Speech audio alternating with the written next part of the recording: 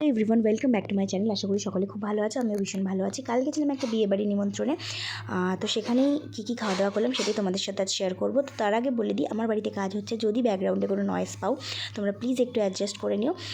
তো সবার প্রথমে গিয়ে চারিদিকে ডেকোরেশনটা দেখে নিয়েছিলাম, আর আমাদের যেতে যেতে না অনেকটা দেরি হয়ে গেছিলো, কারণ আমি পড়িয়ে উঠে রেডি হয়ে যেতে যেতে প্রায় 8:30 পৌনে 9 বেজে গেছিলো।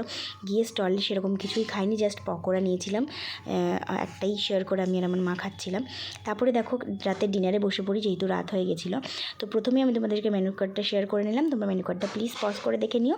প্রথমেই ছিল ফিশ ফ্রাই, যেটা খেতে এক কথায় দারুণ ছিল, মাছের ফিলেতে ভর্তি, যেটা স্যালাড আর সস দিয়ে খেতে দারুণ লাগছিলো।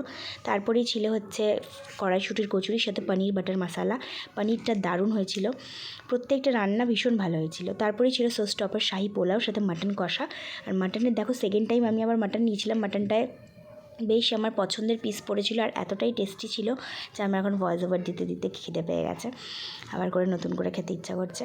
তো জাস্ট জোকস অ্যাপার্ট, তো দেখো মাটনটা এতটাই সফট যে একদম নালি থেকে খুলে পড়ে যাচ্ছে। তো তারপরেই ছিল চাটনি পাঁপড়, যেটা আমি খাইনি তাই আর ক্লিপ নেওয়া হয়নি। তারপরেই ছিল সন্দেশ আর মিষ্টি। তো এখানে ভিডিওটা শেষ করলাম, আশা করি